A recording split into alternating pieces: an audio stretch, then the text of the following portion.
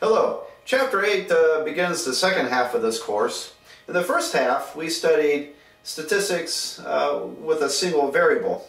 And in the second half, we're going to look at statistics with two variables. It's possible to study more than two variables, but we'll keep it simple. And let me give an example of a statistical sample with two variables.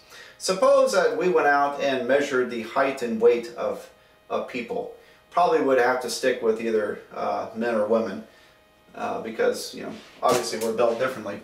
So let's go out and we'll measure height and weight. And suppose that I organize it this way. I'll put height on this axis and weight up here.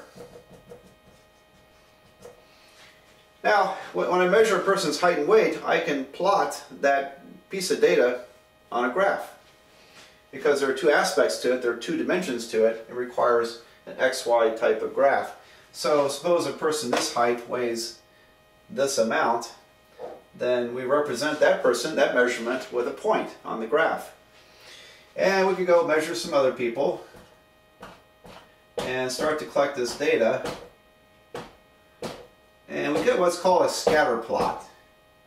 Now incidentally, this is data of a nature that's studied in Chapter 10, which is where we're headed next after Chapter 8. So that's why I chose a scatter graph. But the scatter graph compares, in this case, two metric variables. Metric variable is something that can be measured by a number. That could be a continuous number.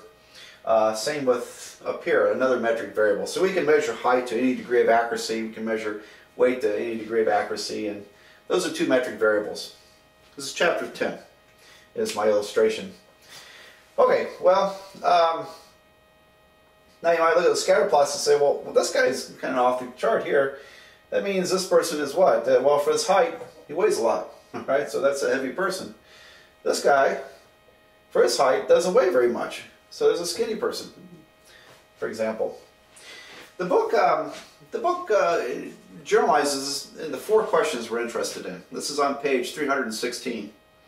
The first question is there a relationship between the variables in these data? Is there a relationship? Does there seem to be a relationship here? Well, in other words, is there a trend? And I think it's kind of easy to imagine that there's sort of an upward trend here. And so we could, actually the relationship can be summarized with this type of data with a line. It's called a regression line. And so is a relationship? Here is sort of the average relationship on this data. And it appears to be rising, which we're going to call that a positive correlation. And so other types of data might give us a falling trend. And so anyway, that's question one. Is there a relationship? Let's establish that.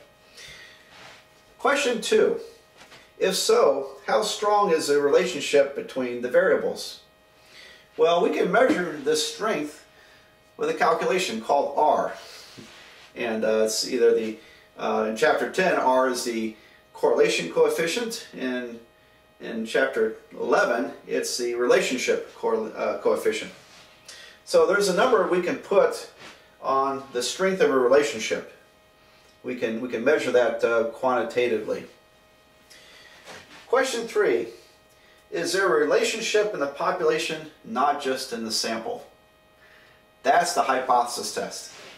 And so, in other words, is this trend we're seeing, is that a legitimate trend, or is it just due to randomness in the sampling, in the population? Perhaps there is no relationship between these two variables in the population. One of my favorites is I collected data once on the crime rates in states versus wheat production. Kind of silly, isn't it? Compare crime rates with wheat production. And sure enough, I couldn't find a relationship between those two variables. There was no relationship there. Is there a relationship between height and weight? Oh, I imagine we'll find it if we took some data. That if we did a hypothesis test, that we could conclude that yes, indeed, taller people weigh more on average. So we have to check to see, is this relationship, is it Is it deceptive or is it real?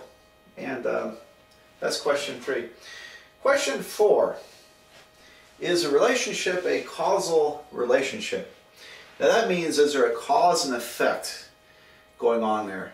Does changing one variable cause the other one to change?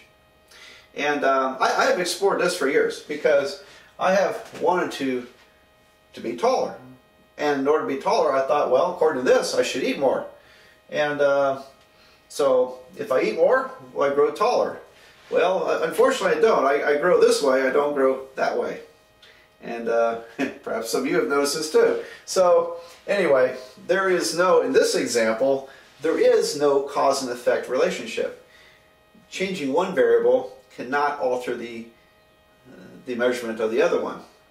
If it was, for example,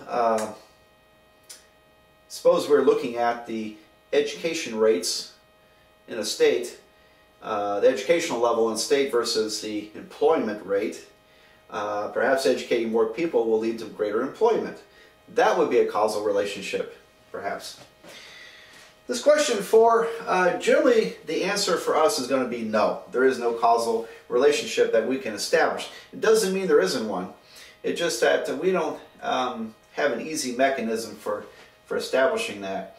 The statistics to establish a cause and effect relationship would have to be a lot more rigorous. We would have to control a lot of the variables. So I'll talk about this as we get into these chapters. So this is sort of our introduction to the chapter 8, two variable statistics. Now the book has a chart on page 325, and it's actually wrong. They got some typos here. They talk about independent variable versus dependent variable. The independent variable, and we'll talk about this again, the independent variable is the horizontal axis variable. In this case, it's height. Dependent variable is the vertical axis, in this case, weight. And so you look at this chart, comparing two metric variables is chapter 10. That's true. Comparing a categorical variable versus a metric variable, that's chapter 11, not chapter 12. The book says it's 12, it's really chapter 11. And rank versus rank, they say it's chapter 11. It's somewhere else in the book. I don't know where it is.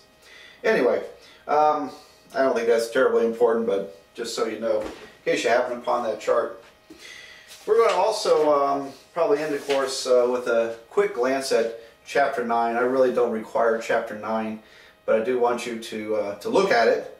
And because once you understand chapter 10 and chapter 11, chapter 9 is just more of the same stuff with a different type of variable, different type of statistical distribution. So it doesn't seem all that productive to me to also do chapter 9. All right, well, that's sort of our brief introduction to multivariate statistics, or two variable statistics. And now we'll go on to chapter 10 and regression analysis.